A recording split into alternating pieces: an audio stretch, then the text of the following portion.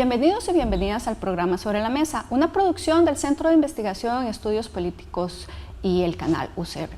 Esta semana, evidentemente, en el marco del 25 de noviembre, el Día por la No Violencia contra las Mujeres, vamos a hacer un programa especial sobre el tema. Lastimosamente, todavía es necesario seguir hablando al respecto, todavía es necesario hacer visibles las caras de todas las mujeres que no solo viven violencia en el día a día, sino a tantas mujeres que están matando por el solo hecho de ser mujeres. Por eso aquí, hoy en Sobre la Mesa, queremos seguir haciendo visible la necesidad de que el Estado costarricense, la sociedad civil, esta academia y en general todas las personas hagamos algo para poder cambiar la situación de violencia en las que estamos las mujeres en el día a día. Por eso entonces hoy vamos a estar conversando con doña Patricia Mora, que ella es la ministra de la Condición de la Mujer. Muchísimas gracias. También con doña Sandra Araya, ella es la editora de la revista Reflexiones. Gracias. Y bueno, y con doña Montserrat Zagot, directora del CIEM de la Universidad de Costa Rica. Muchas gracias por la invitación. Tal vez, Montserrat, empezar con una cuestión tal vez más teórica, ¿verdad? Que además me parece importante. Y es, bueno, al final yo hablo de violencia contra las mujeres, pero la gente sigue sin tener también muy claro a qué nos estamos refiriendo, ¿verdad? Tal vez sería importante como plantear qué es la violencia contra las mujeres y por qué además se habla de violencia doméstica y se habla de violencia intrafamiliar, pero que la violencia contra las mujeres es algo, digamos, mucho más complejo. Sí, muchísimas gracias y saludos también a las compañeras de la mesa. La violencia contra las mujeres ha sido definida como un problema social de grandes dimensiones. Es una manifestación de la desigualdad que vivimos las mujeres. Es una manifestación también de un ejercicio muy autoritario y muy controlador de la masculinidad.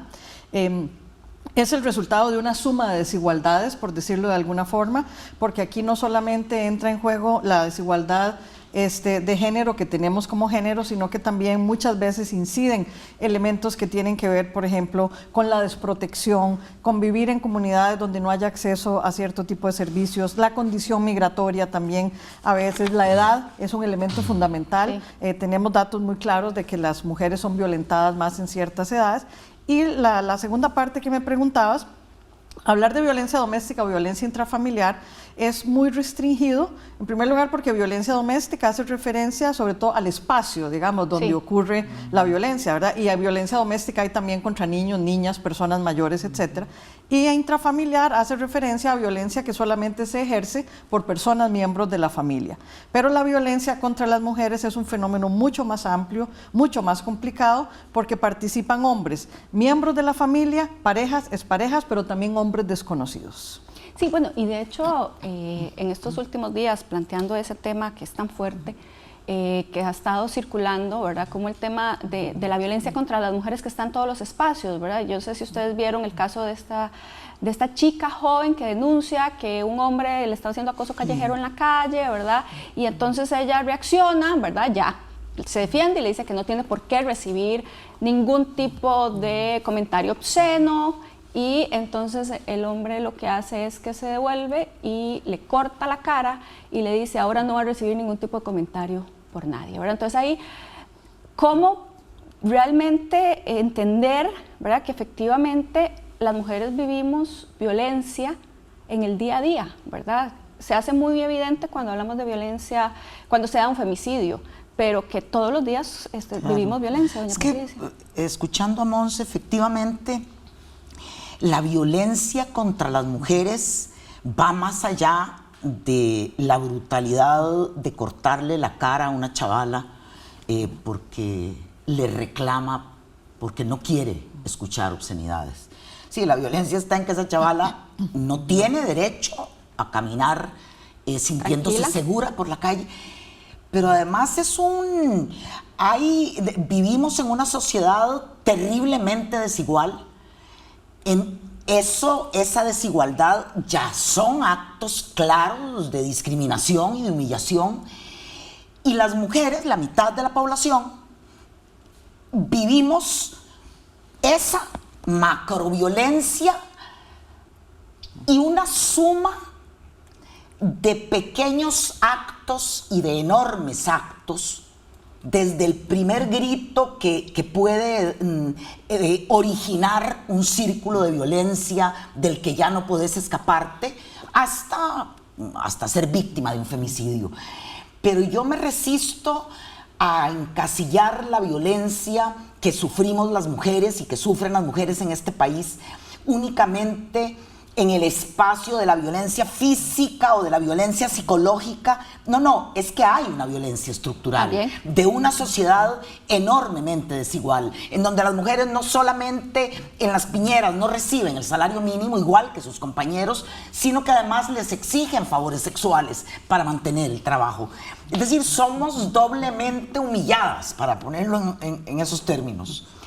Claro, y en ese marco, doña Sandra, ¿por qué surge la idea de hacer esta edición especial y cuáles, digamos, son los temas que se tocan? Porque efectivamente, casi siempre para el 25 de noviembre nos concentramos mucho, ¿verdad?, en el tema de la violencia intrafamiliar y el femicidio. Claro, es un gran tema y es un tema muy importante, pero tenemos que hacer visible que efectivamente vivimos violencia en muchísimos espacios y en el día a día y hasta por el Estado.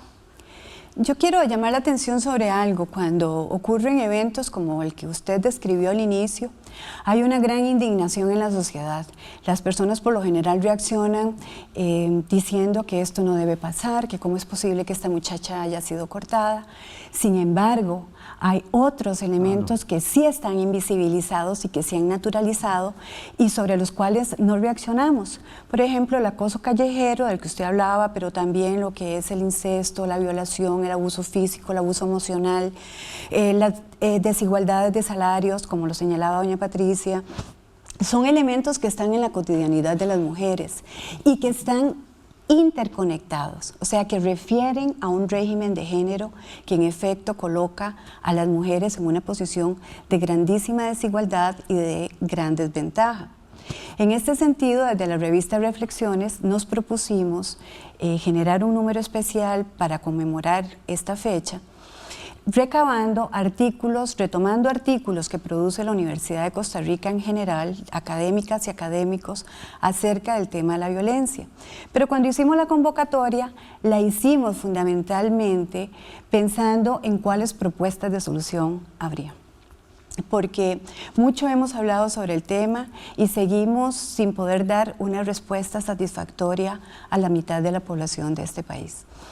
Por eso hicimos un número especial. En este número especial que publicamos para el 25 de noviembre, tenemos artículos sobre trata, femicidio y violencia contra las mujeres en general, y la idea surgió precisamente porque el papel fundamental de las revistas es colocar la producción de conocimiento al servicio de la comunidad.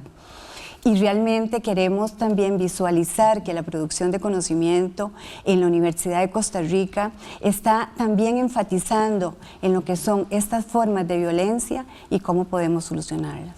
Claro, y antes de empezar el programa yo le decía que lastimosamente tan atinente, ¿verdad?, con los últimos acontecimientos, ¿verdad?, de los femicidios, hacer un número en ese sentido, ¿verdad? Que a veces cuando uno se pone a investigar hay cosas que cuando yo investigo espero equivocarme, pero lastimosamente cuando uno investiga temas de violencia contra la mujer, lo que nos encontramos es que a veces encontramos hasta cosas peores de lo que creíamos que había detrás.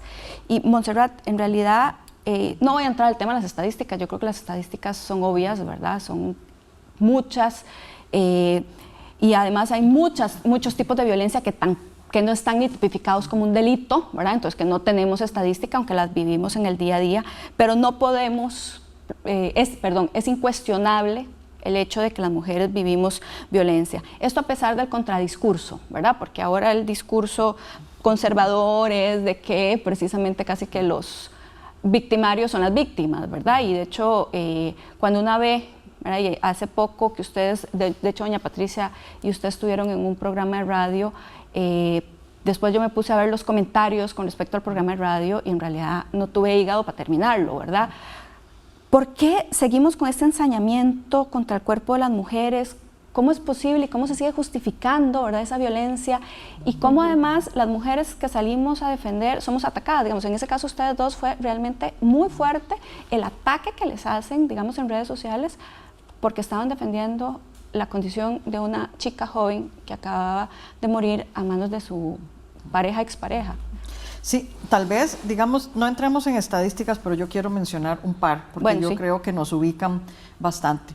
Según el último estudio mundial de homicidios que hace las Naciones Unidas, el último salió hace unos pocos meses, nos reafirma una cifra que ya conocíamos, pero que lamentablemente va en crecimiento. Y es que aproximadamente el 70% de todas las mujeres que son asesinadas en el mundo son asesinadas en el contexto de las relaciones familiares, de parejas, exparejas o por ataque sexual, ¿verdad? Sí. Es decir, ataque sexual independientemente de si la persona es conocida o no conocida.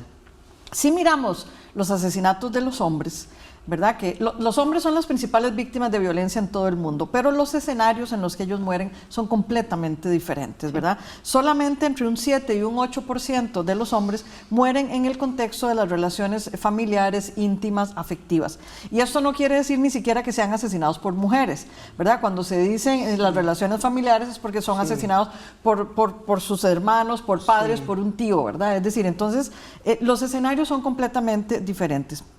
Las mujeres tendemos a morir y a ser asesinadas en ese contexto, ¿verdad?, de las relaciones íntimas, por lo cual para las mujeres la familia, ¿verdad?, es el grupo social más peligroso, ¿verdad?, y el hogar y sus alrededores el lugar más peligroso. Pero como decíamos antes, no solamente esa es la violencia que reciben las mujeres, ¿verdad? Ahí corremos más riesgo de ser asesinadas, pero el riesgo y el peligro es latente desde, no solamente dentro de la casa, sino además desde el momento en el que salimos a la calle.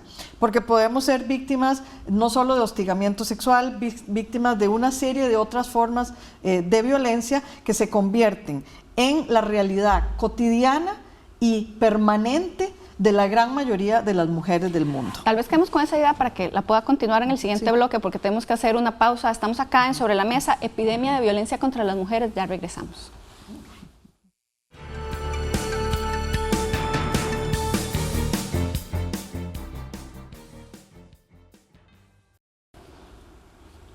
Continuamos en Sobre la Mesa analizando el tema de la violencia contra las mujeres. Antes de ir a una pausa, precisamente Montserrat estaba colocando sobre la mesa, aunque yo decía que no habláramos de estadísticas, pero son importantes, ¿verdad?, los contextos. Bueno, ¿y por qué se sigue, digamos, ensañando esta sociedad y particularmente las personas a veces más cercanas contra las mujeres? Sí, como bien decía Sandra, voy a utilizar una palabra que ella utilizó, es que esto es un régimen, ¿verdad? Es decir, la organización social en términos generales se monta sobre la discriminación, sobre la desigualdad y sobre la violencia contra las mujeres. Es decir, la sociedad se reproduce, la injusticia se puede reproducir, la división sexual del trabajo se puede reproducir, las diferencias abismales de poder entre hombres y mujeres se pueden reproducir justamente porque se ejerce esa violencia contra las mujeres para mantenernos en una condición en segundo plano de ciudadanas de segunda categoría, a veces casi que ni de ciudadanas, ¿verdad? Entonces tenemos una estructura social y una organización social que está construida sobre la base de esa violencia. Entonces, no es casualidad, no es un asunto personal, no es un asunto individual, ¿verdad? No es un asunto de hombres locos, o enfermos, ¿verdad? O de bestias, ¿verdad? De animales, sino que es un régimen, ¿verdad? En el que los hombres han sido socializados para ejercer su masculinidad desde el poderío, ¿verdad? Del ejercicio de las formas de violencia, y las mujeres hemos sido socializadas para aguantar, y las que no aguantan terminan siendo castigadas todavía más duramente, con más violencia, con desprecio o con críticas terribles, como hemos visto en los últimos días. Sí, y no solo eso, es que no se trata de hombres locos ni enfermos, sino que por el contrario, incluso pueden ser hombres encantadores, donde las personas jamás pensarían las formas en que establecen las relaciones. Y pienso que esto se da fundamentalmente porque requerimos de un cambio cultural. Y hay una resistencia para el cambio cultural. Por ejemplo, que ahora los hombres digan, ¿por qué no se celebra también un día del hombre? ¿Por qué no hacemos el Instituto de la Familia? ¿Por qué no hay un Instituto del Hombre? ¿Por qué siguen las mujeres agobiándonos con esto de los derechos y nosotros lo único que queremos es protegerlas? Etcétera, etcétera. O sea, hay una serie de discursos que lo único que revelan es que los hombres están generando cada vez más mecanismos para volver al orden que ellos consideran natural. Y el orden natural es que las mujeres estén subordinadas, mantengan una relación de dominio con ellos y que no luchemos por nuestra autonomía. Entonces se ha desvinculado, se ha distorsionado lo que es realmente lo que estamos pretendiendo las mujeres en esta nueva década, que es mayor igualdad, mayor acceso a derechos, tener los mismos derechos, pero sobre todo somos mujeres que ya no queremos violencia, de ninguna manera, de ningún tipo, ninguna expresión de violencia. Por eso es que estamos luchando y por eso es que entonces en la universidad estudiamos la violencia, proponemos diferentes alternativas, por eso es que creemos en un Instituto Nacional de las Mujeres, por eso vamos a las marchas y por eso nos solidarizamos con las víctimas de la violencia. Y lo que estamos pidiendo es que los hombres cambien esta masculinidad, que abandonen esta hegemonía de la masculinidad y empiecen a conocer y a socializar desde otras maneras. Claro, y ahí además hay como una vuelta nuevamente, ¿verdad? Porque siempre ya es, ¿verdad?, cíclico, el proyecto que lo presenta uno o el otro y el refrito, ¿verdad?, de oír que por qué el Instituto de la Mujer, que tiene que ser el Instituto de la Familia, ahora y nos quieren, como si las mujeres por nosotras mismas no tuviéramos, ¿verdad?, un valor y un papel importante en la sociedad, sino que somos ¿verdad?, función de la familia, en función de la maternidad. Y además, ¿verdad?, que siempre a mí también, a todas nos los preguntan, debe ser como la pregunta cliché a todas las que trabajamos el tema, ¿por qué no hay un instituto del hombre? ¿Por qué no hay algo para el hombre? ¿Por qué no hay idea para el hombre? Yo siempre les digo, toda la institucionalidad pública es para el hombre. Toda la institucionalidad pública está creada y está al servicio desde esa hegemonía patriarcal, está masculina, ¿verdad? Entonces, cuando una plantea este tipo de cosas, ¿verdad?, y que efectivamente por eso es importante hacer visible las condiciones de discriminación de las mujeres, es bien complicado, ¿verdad?, que ellos se muevan, ¿verdad?, y que ellos en realidad entiendan que efectivamente hay que cambiar, porque las mujeres estamos cambiando. Sí, y bueno, y doña Patricia, usted está otra vez en defensa porque otro proyecto más. Sí, es el mismo. Es el refrito, sí. Es el mismo que había presentado Fabricio Alvarado. Sí, coincido con que vivimos un momento de arremetida contra nuestros derechos, ¿verdad? Y contra los derechos de quienes junto con nosotras, por su orientación sexual, por ejemplo, son más vulnerables. Es decir, hay que llamar la atención. Yo creo que hay que hacer, además, es prender una alerta. Nosotras y nosotros no podemos padecer de amnesia. Hay el surgimiento de unos brotes que nuestra sociedad no había visto perfilarse con tantísima claridad, como sucedió en el último proceso electoral. Y es la de una voz autoritaria que más o menos puja para regresar a un estado penal, securitario, y el otro del fundamentalismo religioso. Y si nos damos cuenta, realmente las dos expresiones son con la obsesión de disciplinar cuerpos. Es que ayer por la mañana estuve en una feria con mujeres que han tenido problemas con la ley. Mujeres, unas del penal juvenil, unas chavalas, no sé, de 18 años. Y sí pensaba, a ver, la solución aquí es llenemos las cárceles de todo lo que nos estorba, o regresemos a estas mujeres a los espacios domésticos donde no molesten ni quiten espacio en lo público. Es decir, que me parece que efectivamente es un esfuerzo consciente por darnos cuenta de que hoy en el planeta, en el primer mundo, se puede alzar una voz como la de un dirigente de la ultraderecha española cuya primer reivindicación es que se deje de penalizar la violencia doméstica. Y uno dice, pero ¿a dónde queremos regresar? ¿Verdad? Y sí, y darnos cuenta, pues hoy, desde hace un año y medio, yo, por un cambio en lo que podía ser mi vida, estoy, digamos, del lado de la institucionalidad. Sí, y efectivamente, acabamos de firmar un nuevo protocolo, ahora policial, de actuación policial. Tenemos 6 meses de haber firmado uno contra el acoso callejero. Ahora es un protocolo de actuación policial en casos de violencia intrafamiliar. Pero sí te sentás un minuto a plantear, bueno, pero es que esa punta de policías que nosotros... y así lo plantean las dos grandes políticas que desde el Instituto Nacional de las Mujeres se impulsan, que es la política de igualdad efectiva y la política contra la violencia, realmente tienen como eje, como espíritu fundante el cambio cultural. O nosotras intervenimos en la malla curricular, en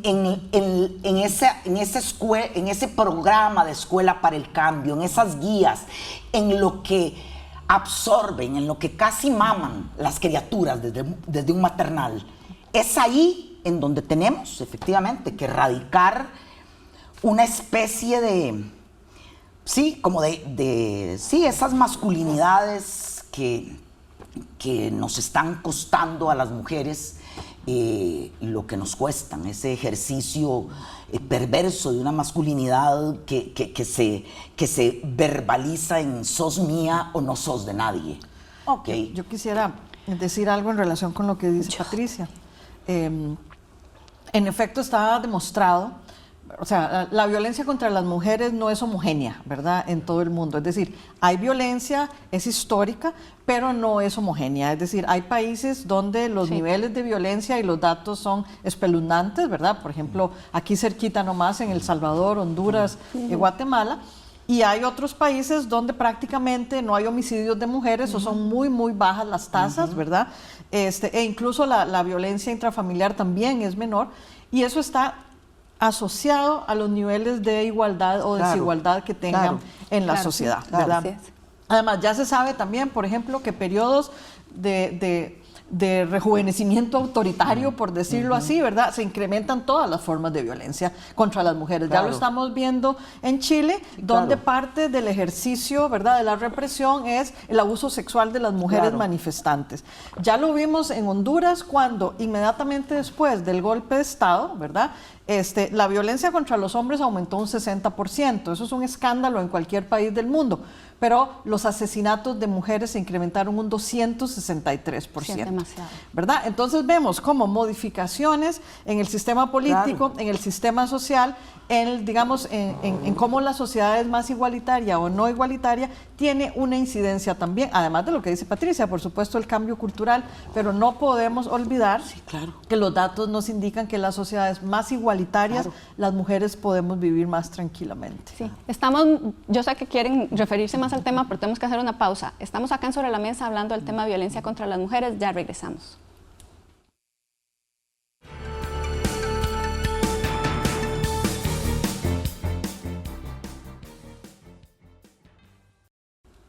Continuamos en Sobre la Mesa analizando el tema de la violencia contra las mujeres. Antes de ir a una pausa, precisamente estábamos hablando de que no solo el tema de cambio cultural, precisamente, que ese es un tema muy importante. Doña Montserrat colocaba el tema de la desigualdad y ahí también doña Sandra quería referirse a lo que estábamos discutiendo. Sí, precisamente es que tenemos que entender que nuestra sociedad y las sociedades latinoamericanas en particular son sociedades desiguales, ¿verdad? Desiguales con una base económica absolutamente desigual, donde unos pocos tienen mucho y muchísimas no tienen nada. Esto es una base que obviamente potencia otras desigualdades, porque precisamente esta desigualdad se alimenta de estas otras. Entonces, efectivamente, las mujeres, por ejemplo, tienen menores salarios, son empleadas en trabajos a veces muy calificados y sin embargo perciben menos salarios, o incluso aunque tengan igual nivel de calificación que los hombres, ya las estadísticas nos han hablado sobre esto. Entonces yo sí creo que hay que enmarcar también lo que es la violencia contra las mujeres en este contexto, porque si no también nos perderíamos. O sea, hay desigualdades de clase social importantes que tenemos que retomar, y las desigualdades de género, las desigualdades económicas, políticas, las de acceso, las desigualdades entre zonas rurales y entre zonas urbanas. Esto hay que tomarlo en cuenta, porque si no estaríamos pensando que estamos focalizando únicamente en un problema que sea solo de mujeres. Es un problema de mujeres que están ubicadas en una estructura económica, social y política determinada, que ya de por sí es excluyente y es desigual. Sí. Eso por un lado. Pero por otro lado, yo sí quería referirme y ampliar esto de lo que son las contras, porque también tenemos que ubicarnos que en estas sociedades conformadas sobre la base de esta desigualdad, nos movemos sobre la ley de los contrarios. O sea, hay grandes contradicciones. Entonces, entre los cambios se procuran y se impulsan también los contracambios, por llamarles reforma contra reforma, movimiento contra movimiento. Entonces tenemos que ubicar lo que está pasando en esta sociedad costarricense, por ejemplo, con respecto a las guías sexuales, los cambios que hemos promovido en la educación. Cuando la gente dice, a mis hijos los educo yo, que fue una consigna que estuvo para toda América Latina, no solo para Costa Rica, ¿verdad? En el sentido entonces de que no nos metamos con nuestros hijos porque es la familia la que tiene que determinar qué se hace. Y paralelamente usted puede observar entonces que empieza a potenciarse lo que es la familia tradicional. No me voy a referir ahorita específicamente a cuál universidad, pero entonces en un Festival de la Luz, donde asiste grandísima parte de la población nuestra, pues se hace lucir una carroza con un ideal de familia que hace muchísimo tiempo en Costa Rica dejó de existir. Desapareció, ¿verdad? Y entonces es volver a lo que se consideraba que era lo mejor, que eran los valores tradicionales. No solo que no existe, sino que además es excluyente, ¿verdad? Porque claro, las personas donde ven ese estereotipo y esa no es su familia, y si son niños y niñas revictimizadas, ¿verdad? Es como, yo no soy parte entonces de lo que debería ser. Eso de la normalidad. De la normalidad, ¿verdad? Que es muy fuerte.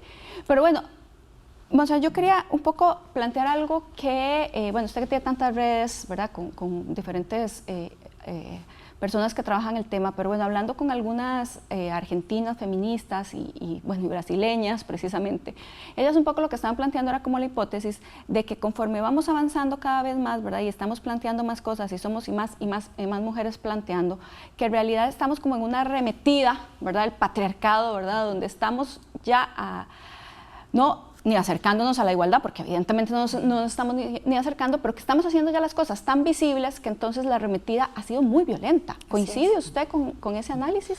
Sí, digamos, yo creo que eso es parte del problema, que se supone, y lo hemos visto históricamente, siempre que el movimiento feminista logra, digamos, un avance significativo, después viene, digamos, una reacción en contra. Pero es que en esta época se están combinando otros fenómenos, ¿verdad? Ya no es únicamente el hecho de que el movimiento feminista ha logrado avances muy importantes. Ahora se trata también que estamos entrando en un proceso, digamos, de reorganización económica mundial, ¿verdad? Que tiene signos diferentes, que ya ni siquiera podemos hablar de neoliberalismo, eso se quedó cortísimo a lo que estamos viviendo. Algunos autores le llaman que estamos entrando en un periodo de fascismo social, ¿verdad? Sí. Que es otro. El fascismo social está asociado a procesos absolutamente autoritarios que tienen que ver desde las estructuras políticas hasta las relaciones personales.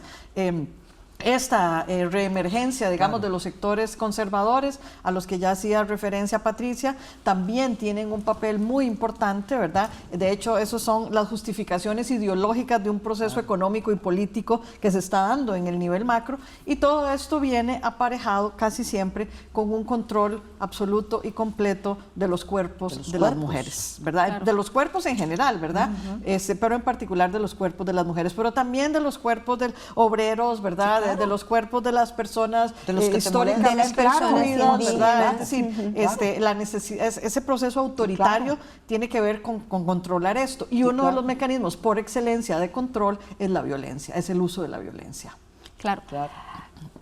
Eso, digamos, es muy importante que lo coloque acá en el sentido de que, bueno, ¿y quiénes están ejerciendo esa violencia y ese control, verdad? Es desde una lógica de un tipo, ¿verdad?, de autoritarismo más, digamos, no necesariamente no es cierto que no existan mujeres, ¿verdad? Podemos plantearlo con lo que está pasando ahora en Bolivia, pero efectivamente tiene que ver con un tema más desde lo masculino, ¿verdad? Desde esa lógica masculina de privilegio, de control. Y en ese sentido, doña Patricia, ha habido, digamos, varias críticas, ¿verdad? Y siempre se plantea esto de que entonces, ¿qué hace el INAMU? Ahora casi siempre yo tengo como una respuesta, ¿verdad?, al respecto, porque es como que, entonces, si los hombres tienen que cambiar, somos las mujeres los que tenemos que hacer todas las cosas para que ellos cambien. No es nuestra responsabilidad que los hombres cambien, es una responsabilidad social y es su también responsabilidad verlo. Pero ahí, digamos, ¿qué se está haciendo? ¿Cómo podemos hacer un cambio? No necesariamente desde el INAMU, pero en redes. Yo aparecí en el INAMU y me encontré una institución severamente amenazada, pues como está hoy. Que sigue. Que sigue amenazada. Por algo será. No sé si... ¿Por qué se amenaza a una institución si no hace nada? Si es absolutamente inútil, pues no nos obsesionemos con ella, pasemos a otro capítulo. Pero bueno, con una legión de mujeres que realizan su trabajo con entrega, con convicción, con generosidad, y que creo que el INAMU maneja dos políticas públicas, como lo dijimos ahora. Creo que esta política nacional para la igualdad efectiva que cubre del 18 al 30 ha dado un enorme paso con relación a eso que usted me planteaba ahora, un enorme avance, y es que ha colocado la responsabilidad de la consecución de la igualdad entre hombres y mujeres en el Estado como un todo. Claro. Esto no es un problema del INAMU. Alguien me preguntaba al día siguiente del último de los asesinatos, del último de los femicidios, ¿y usted está satisfecha? No, yo no puedo estar satisfecha mientras haya una mujer llamando al 911 a pedir auxilio. Ni nadie digno en este país está satisfecho. Lo que sucede es que es una institución que en solitario no puede. Y lo que tenemos enfrente, Montserrat lo ha delineado ahora, es demasiado grande. Te das cuenta que está metido en las entrañas del sistema en el que vivimos. Entonces, sí, pues nosotras trabajamos con la prevención, trabajamos con la atención. Ahí está el INAMU con una que a mí me parece enormemente simbólica. El trabajo es una atención itinerante. Entonces además, perdón el comercial, es que estamos en ese marco que Monse planteaba, a 24 horas de haber aprobado un presupuesto con recortes a la inversión pública, ¿verdad? Es que tenemos ese monstruo enfrente, esa epidemia, y lo que tenemos es una institución que lejos de fortalecerse se debilita. Ese es lo que sucede también aquí, ¿verdad? Es decir, ¿y qué pasa? Que hemos tenido que priorizar, hablábamos de la atención itinerante, claro, siempre hay que priorizar cantones. Eso debería de estar en todos los rincones del país si tuviéramos una mayor inversión pública. Entonces priorizamos con una cosa que te deja un pésimo sabor de boca. A ver, vamos a ver dónde son peores los indicadores de violencia y ahí vamos a llevar a la institucionalidad pública a que se llene de polvo las chancletas y que lleguen las juezas, que lleguen las del PAN a atender allá en el Alto Telire a esas mujeres a las que hemos traído hasta ahí. Es decir, que hay, Montserrat, una aspiración, pero esto o se toma como problema país, como obsesión nacional, o esto con la arremetida que tenemos enfrente no logramos revertirlo. Porque, perdón que me extienda, me resisto a dar cifras duras y frías, me resisto, pero tenemos que decir que no hay indicadores que nos indiquen que en este año, por ejemplo, en primer lugar, ni lejanamente vamos por el número de femicidios que nos horrorizó el año pasado. Tampoco se reportan más llamadas al 911. Lo que sucede es que estamos como avanzando, quitando tocando, amenazando unos privilegios. Y hay entonces una oleada de satanizarlo todo, claro.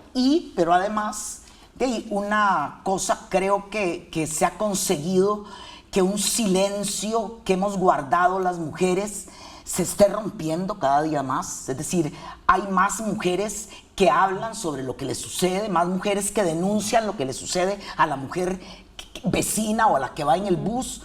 Y esto crea un escalofrío en la sociedad, ¿verdad? Bueno, y no en toda la sociedad, ¿verdad? Porque viene la arremetida de que inflamos estadísticas o que no es tan grave, ¿verdad? O cosas por el estilo, pero los hombres reaccionan muy violentamente. Claro, violentamente. Pero a la vuelta vamos a tocar ese tema porque me parece muy importante también plantear eso, ¿verdad? Que tenemos que seguir diciendo las estadísticas que no es que ha mejorado lastimosamente a pesar de los esfuerzos. Estamos en Sobre la Mesa, vamos a una pausa.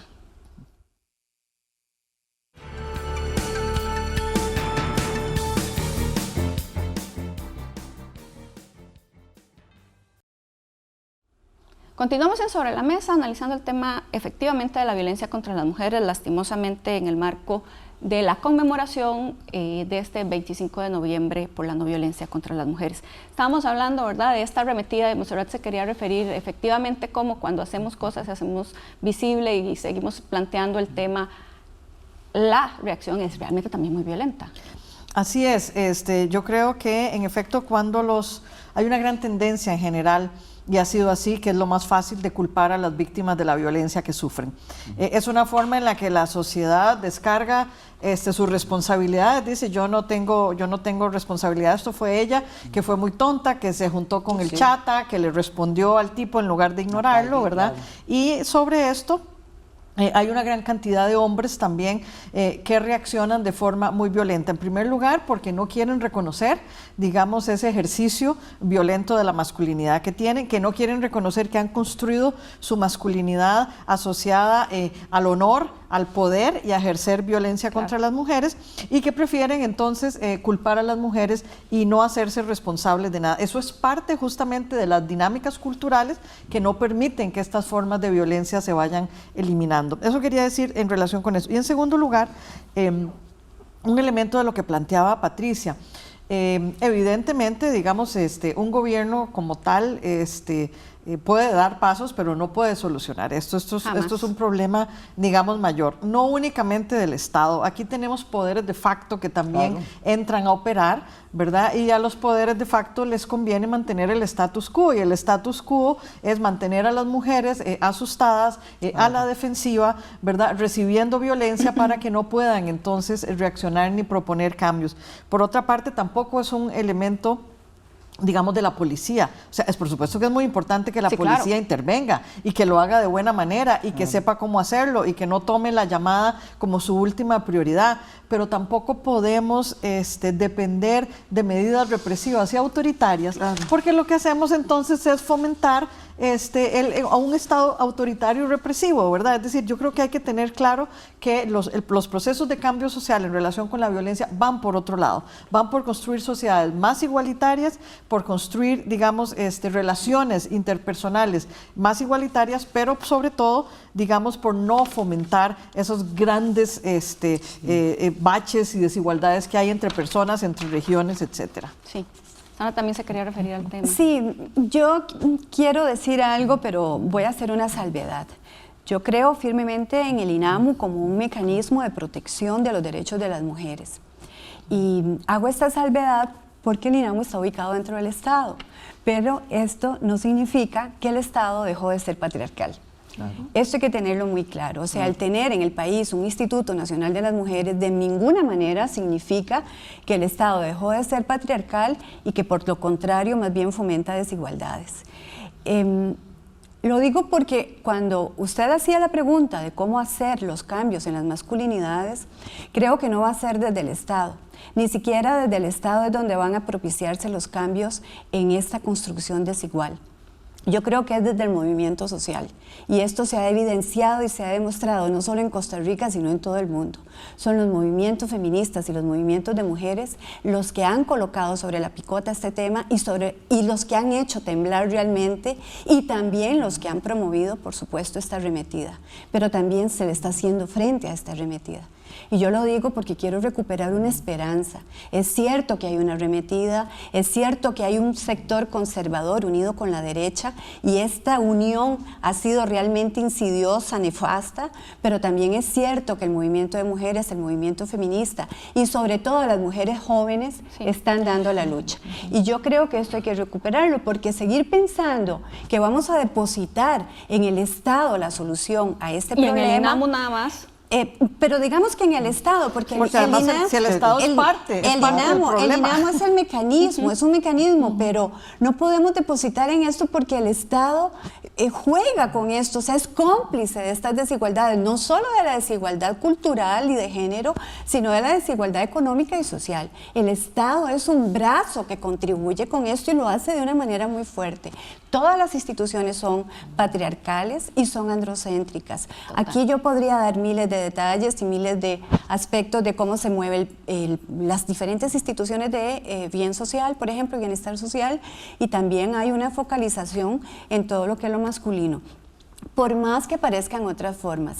Y solo muy brevemente yo quiero decir que sí es importante retomar que es desde la educación, como siempre le estamos depositando en la educación, pero es desde la educación donde deberíamos favorecer cambios. Pero esto requiere de un paso previo, y el paso previo es que realmente las instituciones formadoras de educadores y educadoras cambien, claro, que realmente tengan una perspectiva de género y de derechos humanos incluidos en la docencia, para que estas formadoras y estos formadores puedan a su vez generar nuevos docentes, nuevas docentes.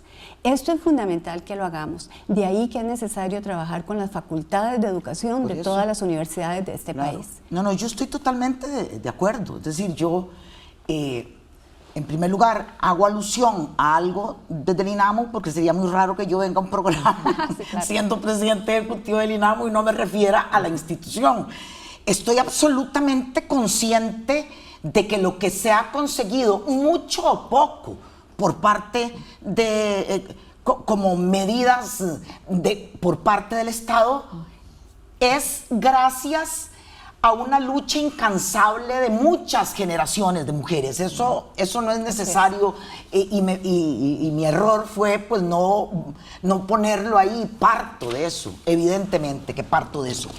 Lo que sí me parece es, y entonces parto del papel central de la sociedad civil. Lo que pasa es que la malla curricular tiene que cambiarla el Estado. Claro. Y entonces es la sociedad civil empujando a ese Estado, pero no la sociedad civil dejando al Estado aparte, porque desgraciadamente para que se logre hoy que existan escuelas para el cambio, o que se logre hoy formar a los docentes que reciben a los niños y a las niñas a partir de un día de nacidos, se requiere de el involucramiento y del compromiso del Ministerio de Educación Pública. Claro. Entonces, el esfuerzo que yo mencionaba a propósito de la política para igualdad efectiva, lo que señalé como avance es que esa política logra involucrar, a diferencia de la anterior que tuvo en ese sentido, esta política estaba ya hecha cuando yo llegué al INAMU, no he tenido nada que ver con su elaboración, es un éxito de las compañeras. Logra el involucramiento de un número muchísimo mayor de instituciones, no solo públicas, Montserrat tiene razón, privadas también.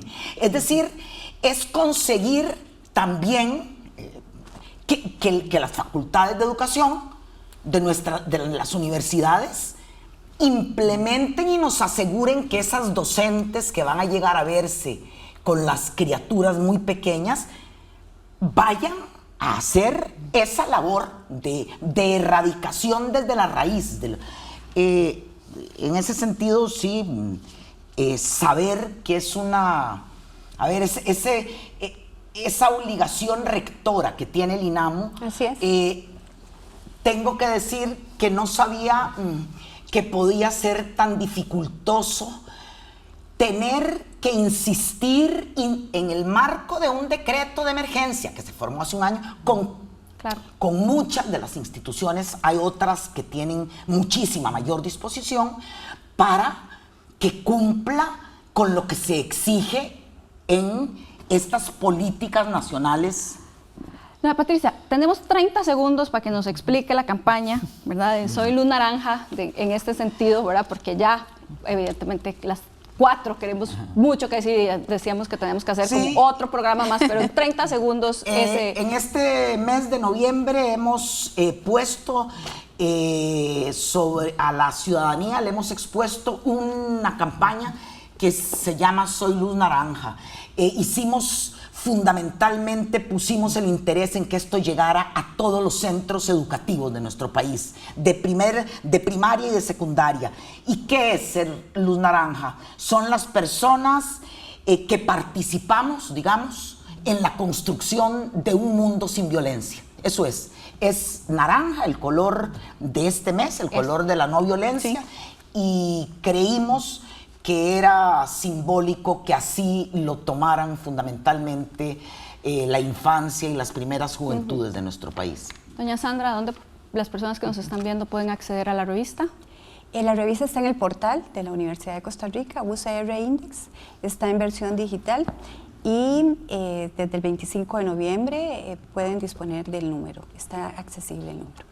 Bueno, muchísimas gracias, Montserrat, Sandra, gracias. doña Patricia, por estar aquí en Sobre la Mesa. Quedaron muchísimas otras cosas por hablar y por decir. De hecho, yo les planteaba que también tenemos cosas que hacer dentro de la universidad para generar una universidad libre de cualquier tipo de violencia y una universidad cada vez más igualitaria. Pero bueno, eso será en otro momento. Muchísimas gracias y muchísimas gracias a ustedes en sus casas por habernos acompañado. Les esperamos la próxima semana.